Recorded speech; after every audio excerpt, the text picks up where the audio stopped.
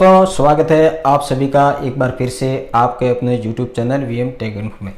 दोस्तों, आज के इस वीडियो में हम बात करने वाले हैं हमारे भारतीय स्टेट बैंक के जितने भी सीएसपी सेंटर चलाते हैं, बैंकिंग क्यूसेक हैं, बैंक मित्र है, उन भाइयों के लिए दोस्तों वीडियो है। दोस्तों, जैसा कि आपने थंबनेल में देखा कि एक अच्छे सीएसपी कैसे बन सकते हैं, अपने एरिया के अंदर अपनी अच्छी एक पहचान कैसे हो सकती है, आप पर ग्राहक किस तरीके से भरोसा करके आने चाहिए और आप पे कितना भरोसा ग्राहकों का होना चाहिए, और इसके बारे में मैं आपको कुछ प्रमुख बिंदु हैं और कुछ आपको ऐसे पॉइंट्स बताने वाला हूं जिसको आप फॉलो करेंगे तो आपकी एक अच्छी रेपुटेशन बनेगी अपने एरिया के अंदर। और अच्छी अगर रेपुटेशन होगी तो आपके पास कस्टमर भी ज़्यादा आएंगे, कस्टमर भी जब ज़्यादा आएंगे तो आपको अर्निंग भी ज़्यादा होगी, आपका कमीशन भी ज़्यादा बढ़ेगा। तो दोस्तों, किस तरीके से आपको एक अच्छे सीएसपी बनना है तो इसके बारे में विस्तार से आपको कुछ पॉइंट है मैं आपको बताऊंगा आज के इस वीडियो में, तो आप वीडियो को लास्ट तक पूरा जरूर देखिएगा। तो चलिए दोस्तों, वीडियो को शुरू करते हैं। वीडियो शुरू करने से पहले आपसे करूंगा निवेदन कि आपने अभी तक अगर हमारे चैनल को सब्सक्राइब नहीं किया है तो प्लीज़ सब्सक्राइब कर दें और साथ ही बेल आइकन को भी प्रेस कर दें ताकि आने वाले नए वीडियो की नोटिफिकेशन है जो कि आप तक पहुंचते रहेंगी। जिन भाइयों ने अभी तक हमारे चैनल को सब्सक्राइब कर लिया है तो आप सभी का बहुत बहुत धन्यवाद दोस्तों। तो चलिए दोस्तों, शुरू करते हैं आज का टॉपिक।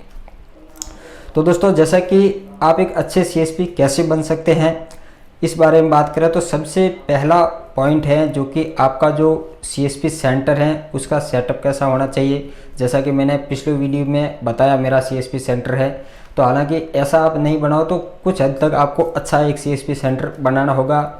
उसके साथ ही दोस्तों, आपके जितने भी सर्टिफिकेट हैं, आपका जो IABF का एग्ज़ाम आपने दिया है वो सर्टिफिकेट है, आपका BC के साथ जो एग्रीमेंट है, उसके बाद आपका BC का जो सर्टिफिकेट है, ये सब सर्टिफिकेट आपको डिस्प्ले करके रखने हैं अपने सेंटर के अंदर।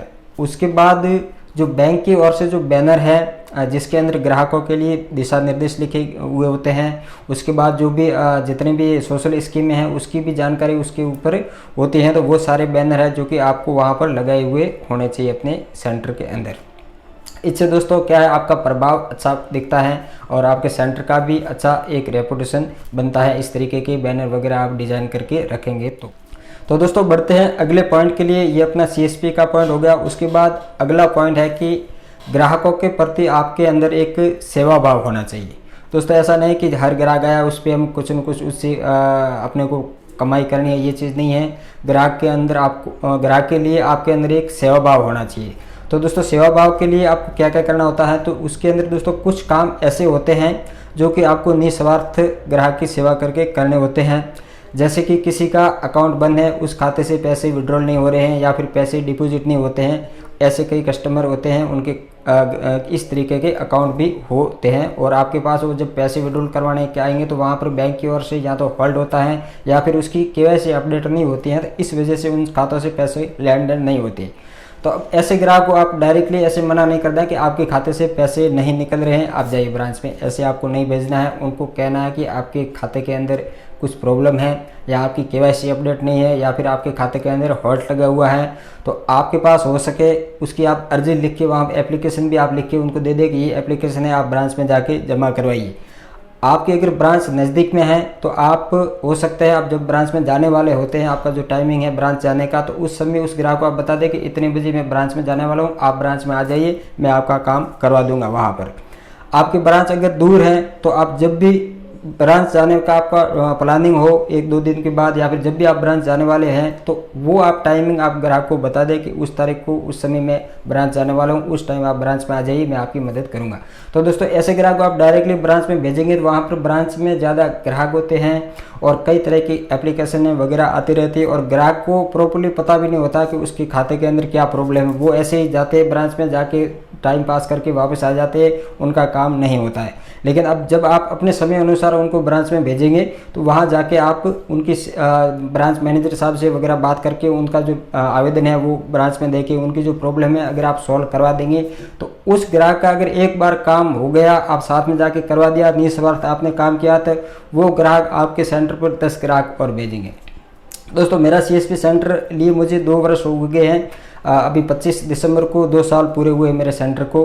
तो दोस्तों, 2 साल के अंदर मेरे ग्राहक है जो कि मेरा जो सेंटर है वो नीचे नहीं है, मतलब फर्स्ट फ्लोर पे है और वहाँ से सीढ़ी से कस्टमर को चढ़ना होता है। उसके बाद दोस्तों हमारे यहाँ कस्टमर आपको पता है कि जो बुजुर्ग लोग होते हैं, पेंशनधारी वगैरह है, तो उनको आना होता है। तो दोस्तों ऐसे में मेरे पास ऐसे नहीं है कि दूसरा कोई वहाँ पर सीएसपी नहीं है, इस वजह से मेरे पास ग्राहक ज़्यादा आते हैं, ऐसा नहीं है दोस्तों। मेरे पास बिना सीआईएफ वाले जो आधार से पेमेंट उठाने वाले ऐसे ग्राहक आते हैं, वो कहीं और अंगूठा तक नहीं लगाते, क्योंकि उसको मेरे प्रति भरोसा है और मेरे पे वो ट्रस्ट करते हैं, विश्वास करते हैं और वो कहीं अन्य जगह पे नहीं जाते हैं और मेरे पास ही वो विड्रॉल करवाने या जो भी कार्य बैंक के प्रति हैं तो वो मेरे पास ही आते हैं। तो एक ऐसा आपको विश्वास बनाए रखना होता है, क्योंकि आपको ग्राहक की सेवा करनी होती है। अब दोस्तों दूसरी बात है, ये आपकी ग्राहक के प्रति आपका सेवा भाव होना चाहिए, ये मैंने आपको जो बता दिया है। और उसके बाद दोस्तों अगली बात करें रूटिंग का जो अपना कार्य है, उसके अंदर कुछ छोटे छोटे पॉइंट है, उसका भी हमें ध्यान रखना होता है। पॉइंट बिल्कुल छोटा है लेकिन उसका प्रभाव जो ग्राहक पे है वो बड़ा होता है, पड़ सकता है। ठीक है दोस्तों, तो इसमें जैसे कि कोई कस्टमर आया, आके उसने बैलेंस इंक्वायरी की कि मेरे खाते के अंदर कितने पैसे चेक करो, तो आपने पैसे चेक किए, मान लो उसके खाते के अंदर 1030 रुपये पड़े, तो आपने जल्दबाजी में उसको बोले कि आपके खाते में 1000 रुपये है। तो दोस्तों ऐसी आपको गलती नहीं करनी है, आपको उसमें बताना है कि आपके खाते में 1030 रुपये पड़े। ऐसा नहीं बताने पर क्या होता है कि दोस्तों वो कस्टमर भी कई जगह पे चेक भी करवा के आते हैं या ब्रांच में, या फिर उनको पता भी पहले से होता है कि मेरे खाते में उस दिन इतने पैसे पड़े थे। तो अगर आप 1030 की जगह उनको 1000 बताएंगे तो उनके मन में कहीं ना कहीं होता है कि ये 30 रुपये का हमारे साथ कुछ गलत करने वाला है, तो ये चीज़ हो जाती है। इसके लिए आपको प्रॉपरली जितना भी अमाउंट है, रकम है, उसके खाते के अंदर जो भी है वो आपको बता देने के भाई आपके खाते के अंदर इतने पैसे। उसके बाद दोस्तों आप रूटीन में जितने भी लेन देन को करते हैं तो आप हर एक ट्रांजेक्शन की रसीद है, आप थर्मल प्रिंटर है जो परचेस कर ले, ज़्यादा पैसों का नहीं है, 2500 3000 में आपको मिल जाता है, वो आप थर्मल प्रिंटर रखें और उसके बाद उसकी हर एक रसीद जनरेट करके आपको कस्टमर को आप दे। तो उससे क्या होता है कि उनको एक विश्वास हो जाता है कि हमने जितने पैसे उठाए वो हमें रसीद मिल चुके हैं। तो ऐसे में आपका एक और कस्टमर का आपके प्रति ट्रस्ट बढ़ता है और आपके ऊपर जो ज़्यादा भरोसा करने लगते हैं। उसके बाद दोस्तों ये कार्य आपको जितने भी मैंने पॉइंट बताए, इन चीज़ों को आपको फॉलो करते रहना है। उसके बाद आपका जो रजिस्टर है वो अभी आपको मेंटेन रखना है, उसके अंदर आपको एंट्री वगैरह भी करके रखनी है, तो वो एक प्रॉपर चीज़ें हो जाती हैं, उससे आपका विश्वास बढ़ता है कस्टमर में अपना एरिया के अंदर।